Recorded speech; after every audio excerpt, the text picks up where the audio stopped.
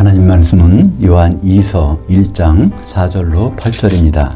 너의 그 자녀들 중에서 우리가 아버지께 받은 계명대로 진리 안에서 행하는 자들을 보았기 때문에 내가 심히 기뻤노라. 주의 여인이여, 우리가 새 계명을 써 보내는 것이 아니라 우리가 처음부터 가졌던 계명, 즉 우리가 서로 사랑해야 한다는 계명을 써 보내면서 내게 간청하노라. 또 그 사랑은 이것이니 우리가 그의 계명들을 따라 행하는 것이요, 그 계명은 이것이니 너희가 처음부터 들은 바와 같이 너희가 그 사랑 가운데서 행하는 것이라. 미혹하는 자들이 이 세상에 많이 나왔나니 이는 예수 그리스도께서 육체로 오심을 시인하지 않는 자들이라.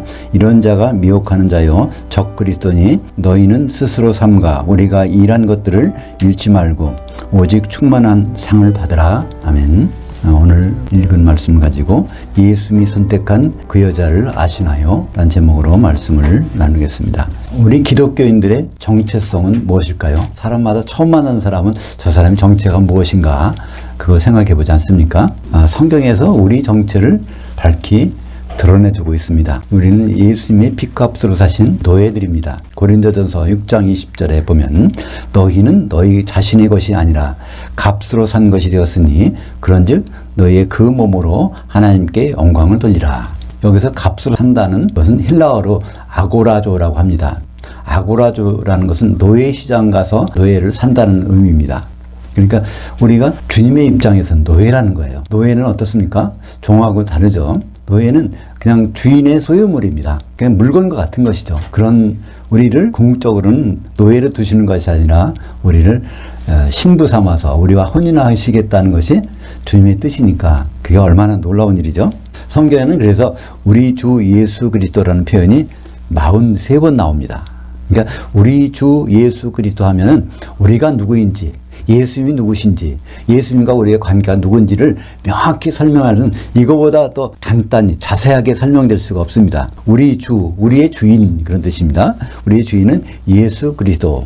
예수라는 것은 예수님의 이름이죠. 여호와께서 구원하신다라는 의미, 예호슈아 히브리어가 헬라어로 될 때 예수가 된 것입니다. 여호와께서 구원하시는데 그리스도라는 것입니다. 그리스도는 이름이 아니라 직분입니다. 제사장이나 선지자나 왕을 가리키는 것인데, 특별히 예수님은 대제사장인 그리스도로 우리에게 다가오셨습니다. 성경 헬라어에서는 주인을 큐리오스라고 합니다. 우리가 주님, 우리 주님, 내 주여, 우리 주여라는 말을 많이 하지만 그 모든 것은 헬라어로 할 때 큐리오스인데 그 여성형 안주인을 뭐라고 하시는지 아십니까?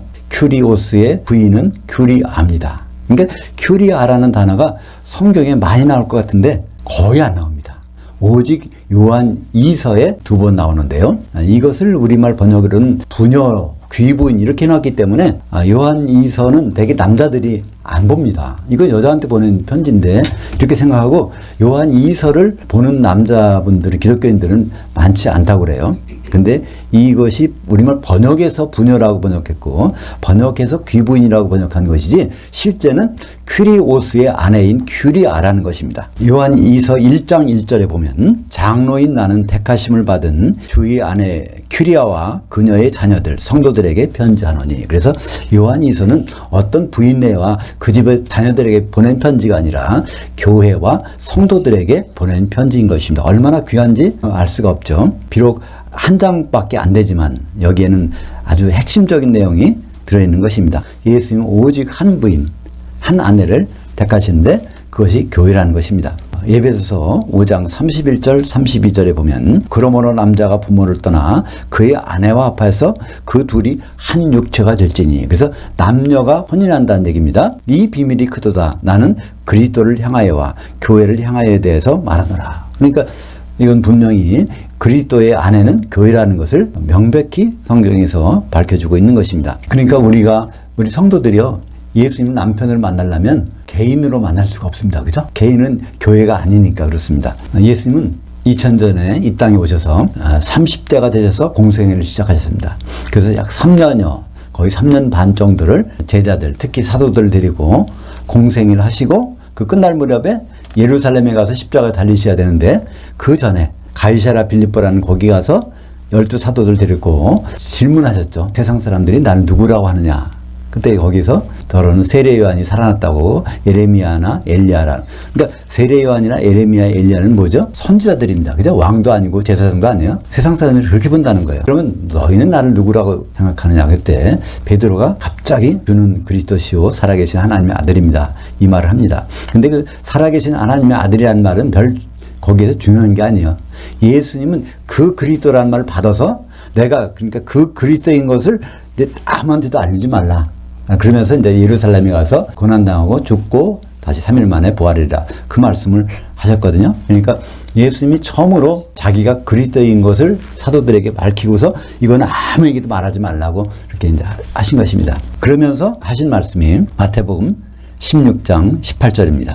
너는 베드로라. 내가 이 반석 위에 내 교회를 세우리니. 베드로는 그전에까지 이름이 시몬이었습니다. 요한복음 1장 42절에 보면 베드로의 동생인 안드레가 원래 세례 요한의 제자였는데 형을 만나가지고 내가 그리스도를 만났다고 해서 시몬인 베드로에게 가서 얘기하니까 시몬인 베드로가 예수님 앞에 섰습니다. 그때 예수님이 다짜고짜로 말씀이 있어요.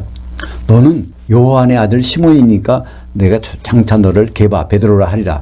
이렇게 말씀하셨는데 사실은 요한의 아들이 아니라 요한의 제자. 너는 지금 세례 요한의 제자였지 동생과 같이. 근데 너는 내 제자가 되고 내 사도가 되고 너를 베드로라고 이름을 바꿔줄게 하는 장면이 시몬을 만날 때 그런 말씀하십니다.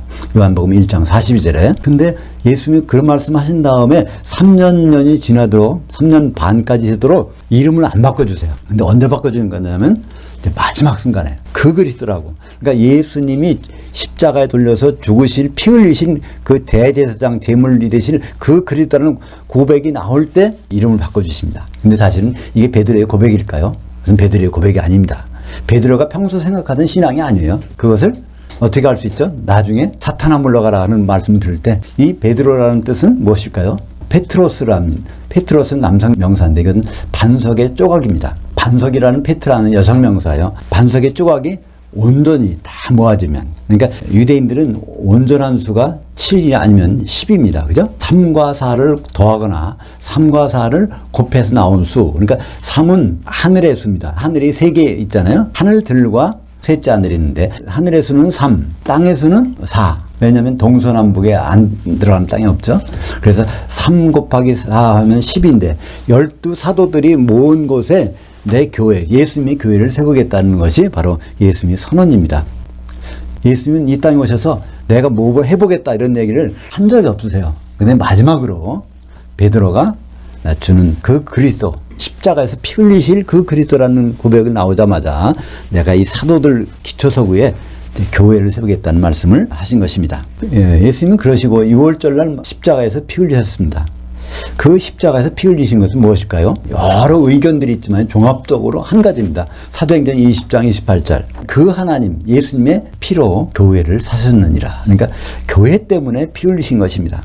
창세기 2장에 보면 아담이 피 흘려서 그 아내가 나왔듯이, 하와가 나왔듯이 아담은 그리스도의 모형이고 하와는 교회의 모형인 것입니다. 그래서 예수님이 피 흘리신 궁극적인 목적은 바로 교회를 마련하시라. 그럼 재림의 목적은 무엇일까요?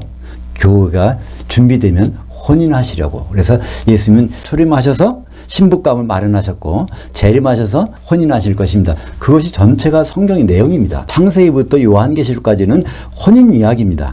로마서 5장 14절 하반절에 보면 아담은 오실자의 모형이라고 했습니다. 그러니까 오실자, 오신자가 아니라 오실자입니다. 그러니까 신랑으로 오실자니까 그 부인을 맡겠죠. 그 부인이 바로 교회라는 것을 알 수가 있는 것입니다. 마태복음 16장 18절에 예수님은 그분의 포부를 말씀하셨잖아요. 내가 교회를 세우겠다.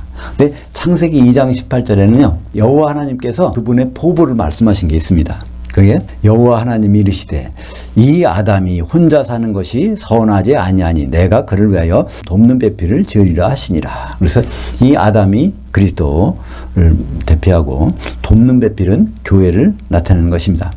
그러니까 아담이 돕는 배필을 갖는 것이 하나님께는 선한 일, 가장 기뻐하는 일이라는 것을 말씀하고 계세요. 그러니까 하나님의 선은 교회가 준비되는 것입니다. 그러면 하나님께 악은 뭐가 될까요?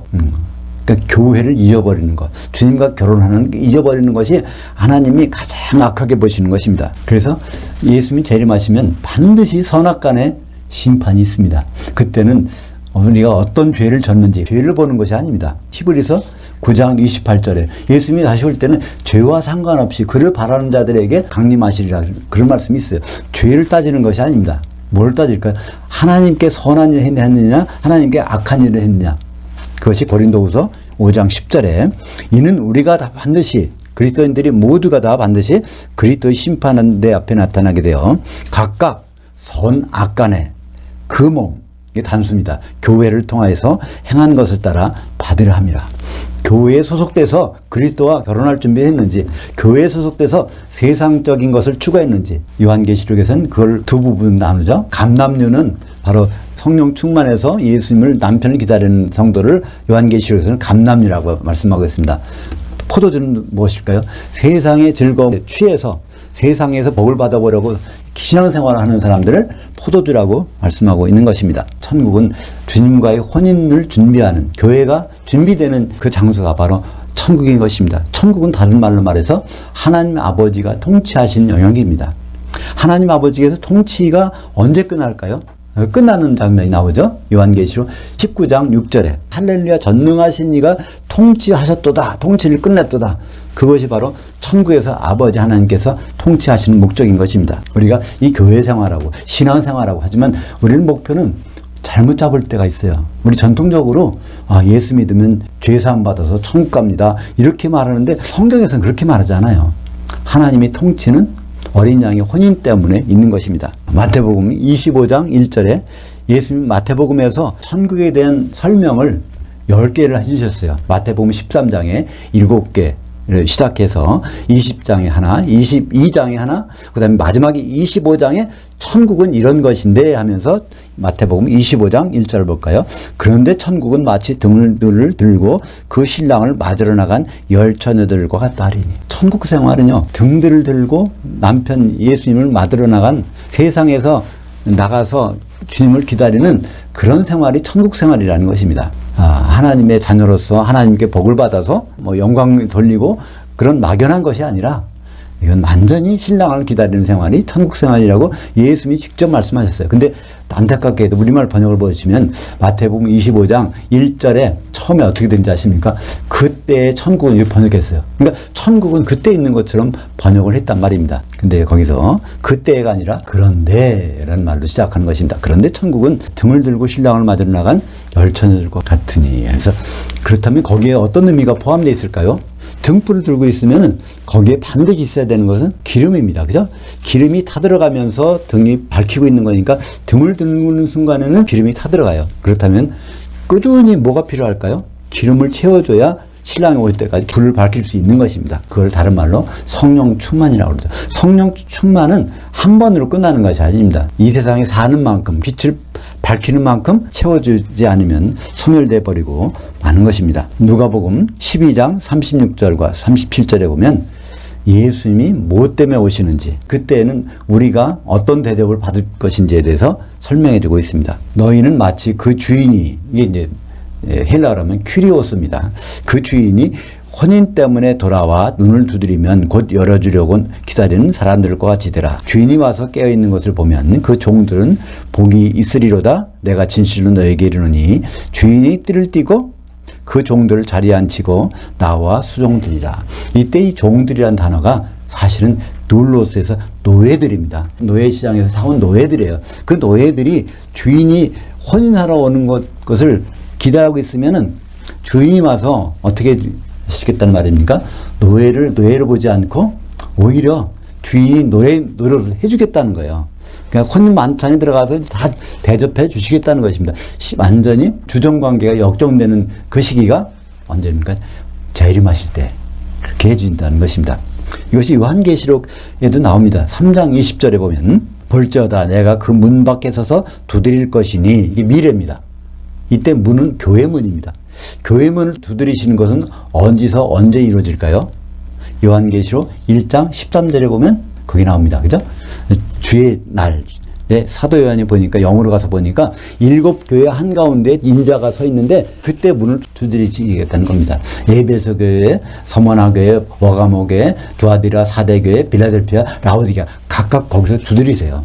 근데 그때 그 음성을 알아듣고 예수님인지 알아듣고 문을 열면 교회에 들어가서 만찬을 같이 먹고 그도 나와 더불어 만찬을 먹겠다. 혼인 만찬에 초청해서 같이 지내겠다는 것이 요한계시록 3장 20절의 내용입니다. 이것은 현재 그렇다는 것이 지금 마음문을 두드린다는 것이 아닙니다. 지금 우리와 동행하시고 마음문 두드리신다는 것은 사실 아니에요. 예수님은 지금 셋째 하늘에 계십니다. 그래서 그분을 기다리는 거 아닙니까?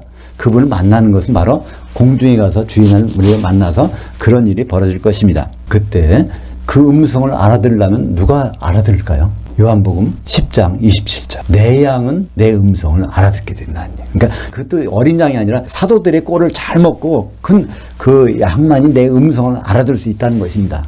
그렇다는 얘기. 지금 사도들의 기초 위에 서서 성령 충만한 자만이 바로 알아듣고 문을 열게 되고 그 문을 열면 주님께서 우리와 만찬을 같이 하시겠다는 것입니다. 예수님 마지막 주님 오실 때의 장면을 마태복음 25장 양과 염소에 비유해서 31절부터 33절까지 보면 인자가 자기 영광으로 모든 천사와 함께 올 때 이게 바로 어디로? 7교회 한가운데로 이제 오실 때 그때입니다.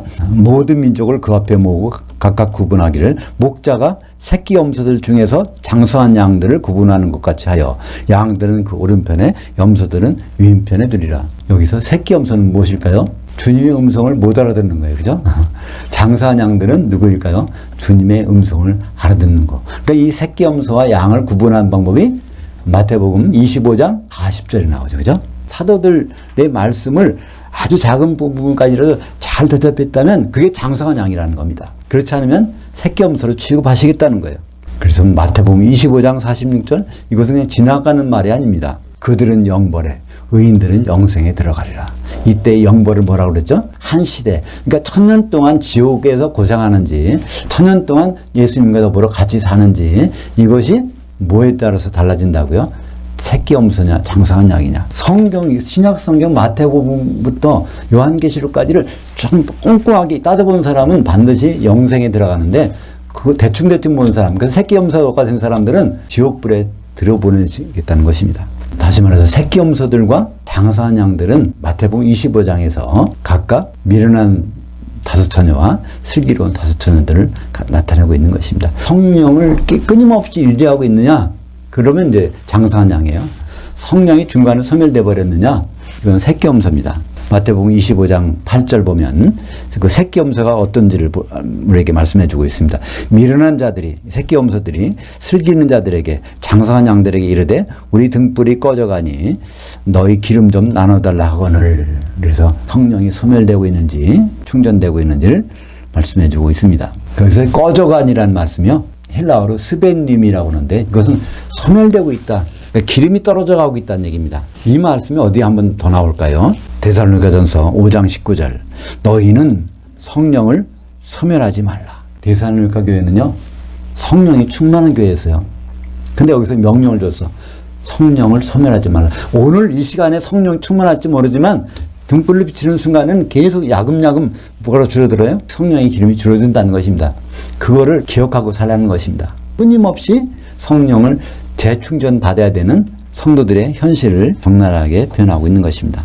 이 요한이서는 요한이 장로인 관점에서 교회에 대해서 말하는 것입니다. 요한이서 1장 1절에 보면 장로인 나는 하면서 말하지 않습니까? 이 요한은 사도입니다. 사도인 나는 하지 않고 장로인 나는 하면서 자기를 신분을 밝히는 거예요. 그럼 도대체 장로는 누구일까요? 장로는 어떤 직분을 받은 사람을 장로라고 할까요? 그럼 장로교회는 장로들이 많죠? 또 장로교회가 아닌데도 장로들을 세우는 데가 많이 있습니다. 그러니까 우리는 그런 장로들을 알아보고 그런 장로겠지 하면 성경을 아주 못 보는 것입니다. 요한 이서가 이해가 안 되는 거예요. 왜 장로라고 했는지. 장로라는 뜻은 사도행전 20장 28절에 정확히 나와 있습니다. 장로가 누군지. 사도 바울이 3차 전쟁을 끝나고 예루살렘 가는 길에 에베소에 들리려고 그랬는데 에베소가 들리려면 오순절까지가 못 들어갈 것 같아. 그러니까 에베소에 있는 장로들을 밀레토라는 항구 도시로 불러가지고 거기에서 고별 설교를 하는 것입니다. 그 내용이 바로 사도행전 20장 28절. 그러니까 여러분은 누굴까요? 장로들은, 에베소 교회 장로들은 그런 뜻입니다. 여러분은 자기를 위하여 또는 온 양떼를 위하여, 온 양떼는 교회죠. 삼가라. 성령이 그들 가운데 여러분을 장로들을 감독들로 삼고 그 하나님이 자기 피로 사신 교회를 목양하게 하셨느니라. 장로는 감독이고 목사라는 얘기입니다. 감독이라는 뜻은 무엇일까요? 우리는 감독하면은 나쁜 짓 하나 그거를 감시하는 거로 여기는데요. 이 감독이라는 단어는 에피스코포스라고 해서 그러니까 초점을 맞춘다는 얘기입니다. 안경이 초점을 맞추고 보는 거예요. 그러니까 현미경과 망원경이 동시에 있는 것입니다. 멀리 떨어진 양이 제대로 돼 있나 그걸 보살피기 위해서 망원경을 보듯이 초점을 맞추고 그다음 가까이 있는 양이 무슨 문제가 있나 그러면 그 현미경을 보면서 맞추는 거죠. 그러니까 현미경과 망원경을 사용해서 성도들이 일거수일투족을 다 보살피는 것을 감독이라고 합니다. 우리말 번역으로 감독이라고 그랬어요. 그러니까 장로는 그런 사람이라는 것이죠. 성도들이 어떤 상태에 있는지를 살피는 사람. 그리고 또 장로는 어떤 사람이에요? 양에게 풀을 먹이는 사람. 좋은 풀을. 그러니까 우리가 양이라면 우리는 어떤 게 풀일까요? 이 생명의 말, 사도들의 말씀을 먹는 것이 풀입니다. 그 양을 잘 먹고 있는지 다른 풀을 먹고 있는지 그걸 따지는 사람인데 그 장로 입장에서 이 교회를 바라볼 때 어떻다는 것을 기록한 것이 요한 2서입니다. 사도 요한이 장로로서 교회를 바라볼 때 오늘 1장 4절에 보면 너희 자녀들 중에 이것은 교회에 있는 성도들 중에 우리가 아버지께 받은 계명대로 이 우리는 누구죠? 사도들이 아버지께 받은 계명을 신약성경에 기록한 것이죠. 진리 안에서 행하는 자를 내가 만나봤기 때문에 심히 기뻤노라. 이 말은요 다시 말하면 진리 안에서 행하는 사람들이 교회에 없다는 것입니다. 교회를 아무리 뒤져봐도 진리 안에서 행하는 사람, 진리 안에서 행하는 것은 서로 사랑하고 성령 충만한 생활을 하는 사람들이 거의 없다가 우연히 어떤 사람을 만났다는 것입니다. 그러니까 우리 많은 교회가 있지만 많은 기독교인이 있지만 거기서 진리 가운데 행하는 사람은 찾아보기가 참 힘들다는 얘기죠. 그것을 오죽하면 예수님도 그걸 예측해서 말씀하셨습니다. 마태복음 22장 14절에 보면 청함을 받은 자들은 많되 택함을 입은 자들은 아주 적으니라. 그래서 그 혼인 5천에는 다 불려왔지만 만찬까지 들어가는 사람은 극히 드물다는 것입니다. 요한이서 1장 4절에서 사도 요한은 고백하고 있는 것입니다. 내가 참 기쁘다. 너희 안에서 진리 가운데서 행하는 사람. 그 진리 가운데 행하는 것이 바로 서로 사랑하는 것. 세계명대로 살아가는 사람이 별로 없다는 것입니다. 요한이서 1장 7절에 보면 미혹하는 자들이 세상에 많이 나왔나니 이는 예수 그리스도께서 육체로 오심을 부인하는 자들이라. 이런 자가 미혹하는 자요 적그리스도이니. 예수 믿지 말라 하는 게 아닙니다. 예수를 믿어라 하는 것입니다. 예수 잘 믿되 예수님과 혼인하는 거 빼고 다른 걸 다 하라는 것입니다. 그죠? 그러니까 교회에서 가르치는 것이 대부분 그렇지 않습니까? 교회에서 가르치는 것이 예수님과 혼인할 준비하라는 거 가르치는 교회는 다 많지 않죠. 다른 것 전도하라, 선교하라, 기도하라 그것만 가르치지 무엇 때문에 그걸 해야 되는지를 가르치지 않는 것입니다. 이것이 다 미혹하는 자요 바로 적그리스도라고 말씀하고 있는 것입니다. 거기 예수께서 육체로 오심을 부인하는 것. 그게 무슨 뜻일까요? 육체로 오셔야 피 흘리시는데 피 흘리셔야 교회를 마련하시는데 그 교회 그러니까 육체로 오심을 부인하는 것은 교회 생각을 잊어버리게 하는 것입니다. 교회가 예수님의 아내라는 것을 잊어버리게 하는 것. 그러니까 오늘 요한이서에서는 아주 주님의 아내라는 단어를 거기다가 큐리아라는 단어가 여기밖에 없는 것입니다. 사도 요한이 장로로서 감독으로서 목사로서 교회를 살펴보니까 참 진리 가운데서 행하는 사람이 아주 적다는 것이죠. 그 이유가 나와 있는 것입니다. 요한이서 1장 8절 너희는 스스로 삼가 우리가 일한 것들을 잃지 말고 오직 온전한 상을 받으라. 우리는 문장을 읽을 때요 대명사를 유심히 보셔야 돼요. 너희가 누군지 우리가 누군지. 여기 너희는 성도들입니다. 우리는 사도들이에요. 그러니까 사도들이 성도들에게 한 일이 있습니다. 그것이 한마디로 무엇일까요? 마태복음에서는 사도들이 기초석 위에 반석 위에 교회가 세워지는 것인데 고린도후서 11장 2절에 보면 사도들이 누군지 우리에게 밝혀주고 있습니다. 내가 너희를 정결한 한 처녀로 한 남편이 그리스도께 드리려고 중매했음이로다. 고린도후서는요 사도인 바울이 고린도의 성도들에게 보낸 편지입니다. 그러니까 우리는 사도들이고 너희는 성도들이죠. 근데 너희를 뭐 했다고요? 한 처녀로서 한 남편이 그리스도께 중매했다는 것입니다. 그것은 중매할 거라는 것이 아니에요. 중매 이미 해놨다는 것입니다. 좀 안타깝게도 우리말 성경책에는 중매한다고 되어 있습니다. 그러니까 현재로 되어 있는데 그건 중매하는 것이 아니라 이미 해놓은 상태가 되는 것입니다. 근데 사도들은 걱정이 있습니다. 무슨 걱정일까요? 전도할 걱정이라 할까요? 선교할 걱정을 할까요? 사도들은 그 걱정 안 합니다. 대신 중매해놨는데 그 약혼자에게 신경 쓰는 것이 아니라 다른 사람 만나고 다닐 때 사도들은 중매쟁이는 얼마나 마음이 타들어가겠습니까? 고린도후서 11장 3절 그 뱀이 그 간계로 하와를 미혹한 것 같이 너희 마음들이 성도들의 마음들이 교회의 마음이 그리스도를 향하는 남편을 향하는 마음에서 진실함과 깨끗함에서 떠나 부패할까 두려워하노라. 그러니까 성도들이 예수님을 남편으로 삼으려면 성도들은 서로 사랑해야 됩니다. 그 아가페 사랑하는 가운데 뭐가 있을까요? 성령이 충만한 것입니다. 성령과 아가페 사랑은요 불가분의 관계에 있습니다. 로마서 5장 5절 우리에게 주신 성령으로 말미암아 그 하나님의 사랑이 우리 마음들의 구원함이니. 그러니까 우리라는 나가 아니라 너가 아니라 우리 성도들이 모일 때 그곳에 성령이 충만하고 그곳에서 아가페 사랑이 가능한 것입니다. 사실 마귀라는 이름의 뜻은 무엇일까요? 디아볼로스. 디아는 가로질르다. 볼로스는 쐐기 박다. 그러니까 둘을 나누는 것입니다. 그러니까 서로 사랑하지 못하게 하는 것이 바로 마귀의 짓입니다. 그럼 서로 사랑하게 하는 것은 무엇일까요? 성령님께서 에베소서 4장 3절에 보면 평안에 매는 줄로 성령의 하나 되게 하신 것을 힘써 지키라. 그러니까 평안이라는 단어 자체가 에이레는 떨어진 것을 합친다는 얘기입니다. 그 평안이라는 단어는요 우리말 뜻하고 성경의 뜻하고 조금 차이가 있어요. 한마디로 평안인 것은 합해지는 것입니다. 우리가 하나님과 연결되는 것, 성도들이 연결되는 것, 이게 다 평안입니다. 그러면 그 가운데서 마음의 평화도 얻을 수 있게 되겠죠. 지금도 마귀는 일하고 있어요. 베드로전서 5장 8절에 보면 마귀가 우는 사자와 같이 삼킬 자를 찾나니 예수님은 결국 신랑으로 오실 것입니다. 신랑이 오므로 준비했던 자들은 함께 혼인잔치들에 들어가고 문은 닫힌지라. 그러니까 혼인잔치들 만찬입니다. 만찬에 들어가고 문은 닫히는데 여기서 열 처녀들은 다 등을 들고 있었죠. 끝까지 등불을 밝히는 사람 누구겠습니까? 소멸되는 것을 계속 채워주는 사람, 그죠? 쓰는 만큼 채워줘야 돼요, 그죠? 등잔불을 킬 때는요, 거기다가 매일매일 등유를 갖다 부어주듯이, 그걸 부어주지 않으면 그게 언제 꺼질지 모른단 말입니다. 우리가 바로 그런 상태에 있는 것입니다. 우리는 항상 기름을 부어줘야 됩니다. 근데 그 기름은 언제 가능할까요? 마태복음 18장 20절에 두세 사람이 내 이름으로 모인 곳에 내가 거기 있겠다고 말씀하셨습니다. 뭐로 있을까요? 그 성령은요, 개인적으로 혼자 있는 곳에는 있을 수가 없어요. 그죠? 그러니까 우리는 서로 사랑 가운데서 모이게 되어 있는 것입니다. 그곳에 성령이 계시다고 그러니까. 사랑하는 여러분, 우리가 주님 맞을 때까지 성령은 소멸되고 있습니다. 그때마다 꾸준히 채워지기 위해서 우리는 서로 모여야 됩니다.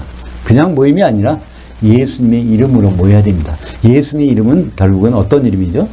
마지막에 요한계시로 가면 어린 양이라는 신랑의 이름입니다. 그 신랑의 이름으로 우리가 모인다면 신부로 준비된 생각을 하고 모여야 되지 않겠습니까? 교회로 모이는데 여기서 예수님과 결혼할 생각을 안고 다른 생각으로 모인다면 그거는 진정한 교회가 아닙니다. 거기 성령이 있을 수가 없는 것입니다.